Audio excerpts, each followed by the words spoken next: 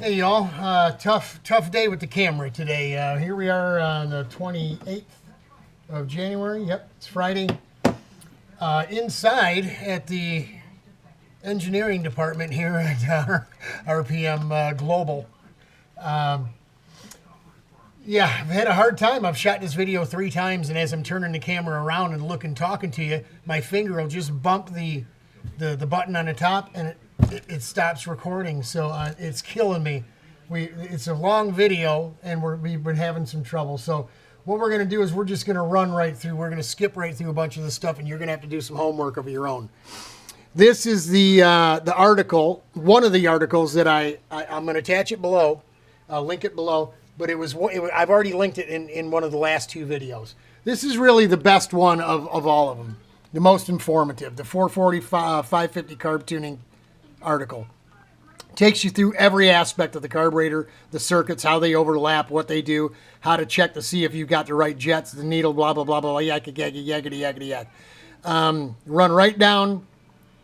When you take a look at it and watch this video, run right down to the last paragraph, engine hesitation when accelerating after high-speed deceleration. That is exactly the problem that we had at Daytona. More so, pronounced more so during the hard runs that I don't have film for. The onboard didn't turn out. That far more drastic and pronounced than in the break-in video. So the faster the motor ran, RPMs and all that stuff, the worse it got when we got off the gas. So it says here, you can read along yourself, that you may find it desirable to increase the number of anti-siphon valves. And it leaves a part number. I'll show you. I went ahead and Googled the part number. I did this before. And here it is here for sale on eBay. It's a piece of clear plastic. It's actually just a reed. It works like a reed. So that's an anti-siphon valve. It claims when you get off the gas, after decelerating after a long wide open throttle, that the pump is still pumping. The chamber gets flooded with fuel. It dumps into the high-speed circuit, and what the high-speed needle can't pass into the motor or through the carb gets dumped into an area where this anti-siphon valve is at, and it just dumps it right out the dump tube in the bomb sight little aerodynamic deal in the middle of the carb. So I'm going to take you downstairs to my new little area, and I'm going to try not to touch the button on top of the camera. And this Sherry hooked me up with a little spot here, a little table, and we got all the carburetors here that Pops gave us. Frankie's dad gave us these back. Frank Moscone Sr. These belong to Frank Jr. and Frank Sr. This one was Richard's. So we already popped ours off. We know it popped off at 60 to 65 pounds. I went ahead and took the jets out, noted the numbers on the jets, then took these apart just to see where they were at. This one has a 142 high-speed main jet and a 75 low-speed. It was fatter on the top than ours at 115 and leaner than ours on the bottom. We had an 85. This one had a 75. This one here was leaner. It was 100 on the main jet on the high speed and 78 on the low. So lower than our 85 on the low at 78 and lower than our 115 at 100. Both of these, although they had different length springs in them, and I'm going to show you the springs. This is the spring that was in the red carb. The black carb had the same spring. From the kit that I bought, I forgot all about this. They come with 3 different size springs. Small, medium, and high test, right? So this carburetor looks like it had the medium, as you can see here. Mine had the taller, and the black one had the taller. Both of the float arms, we call them a fulcrum arm, but the PWC guys call it a float arm, has this little plastic button on it, right? That works the little button on the diaphragm. According to the article upstairs, or one of the other articles anyway, that top of that float arm should be no higher than this surface here. You run a piece of flat stock or something across here, just across the end of that thing. And it can be, you really don't want it any lower than that. You want it here. It can be a maximum of 40 thousandths higher than that. Both these carbs were up probably the full thickness of that little white button there on the top half. So far more, I think, than 40 thousandths. But what they claim in the article is if that fulcrum arm is too high, when you put the lid on with all your gaskets, you can actually hold the needle open. So we don't know what was going on with those carbs. We just took them apart to compare what was inside it and how it was set up. I did not pop off check either one of those carbs because it's irrelevant. I'm never going to use them. This one's been worked and polished, so this is the one, this is the horse we rode in on. Like I've said, that's the one we're gonna take to the dance.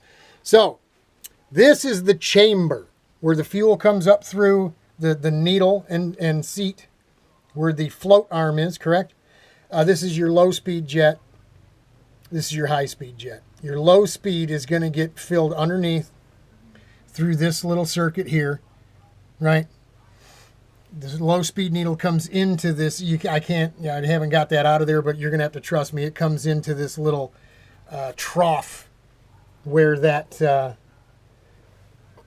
black float is. Can I get that out of there? I don't know if I can. I'm not going to spend a lot of time. If it doesn't come right out, we're going to move on. And it doesn't want to come out. So,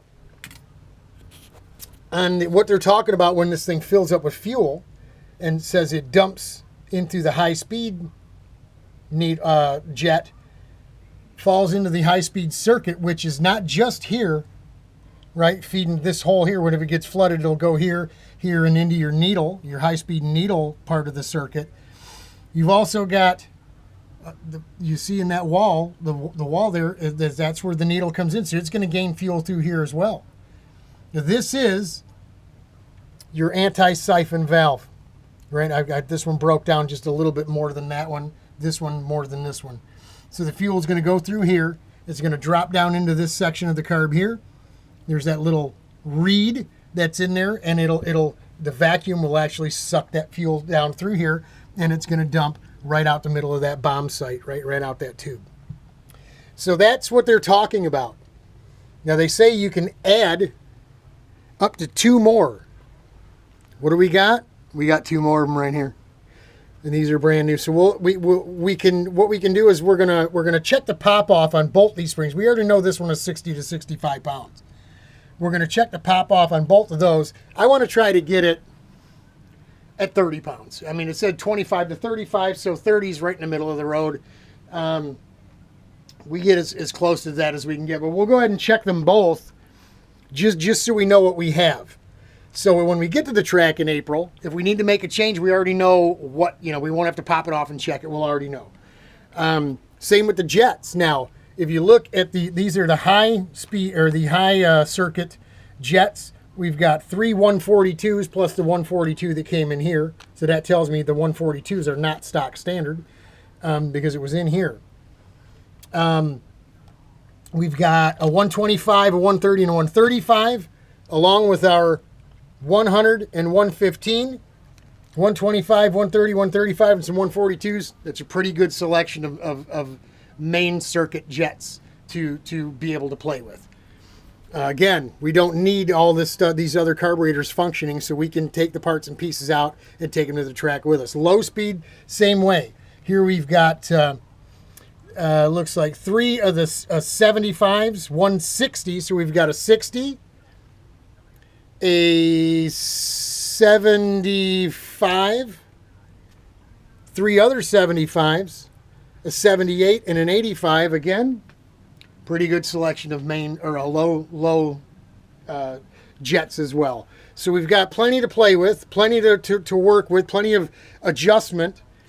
We've got the extra siphon valves, which is supposed to help stop that bogging deal, and the pop off to adjust, which is also supposed to help us with this bogging deal, right? So that's what I'm going to do. I'm not going to bring you any of the popping off. I already kind of showed you how that all goes down.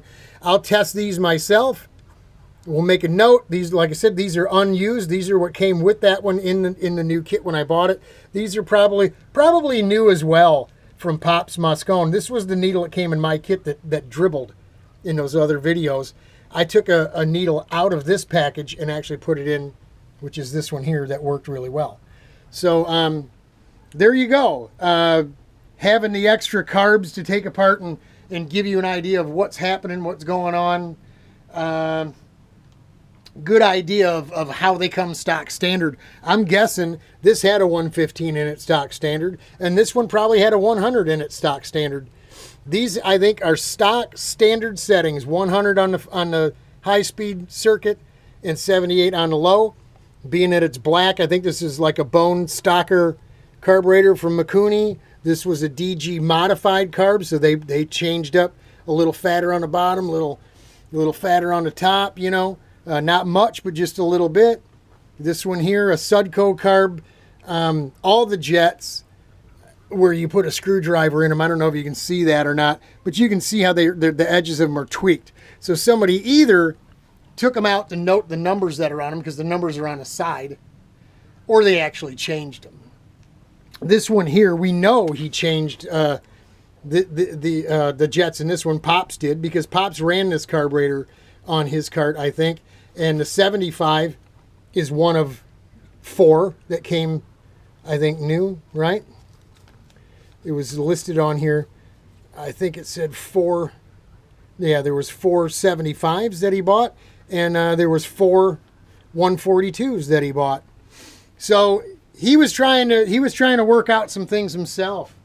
Well, if he bought 75s, maybe he went a little leaner on that, because he's leaner than the stock standard here. He's much leaner than what I would consider to be stock standard on this one. So hard to tell, but you kind of get an idea of where things were as they came in. They can't talk to you, so you know, it sure would be nice if they could answer some questions. But there you go. That's where we're at.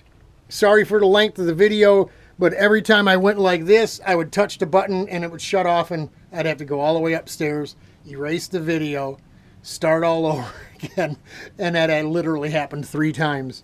So nice that it's almost single digits outside, and you know, Sherry, give me a little place to play down here, so we can at least run through some carburetor stuff. We can mount wheels and tires and stuff down here, and try to stay out of that freezing cold as much as we possibly can.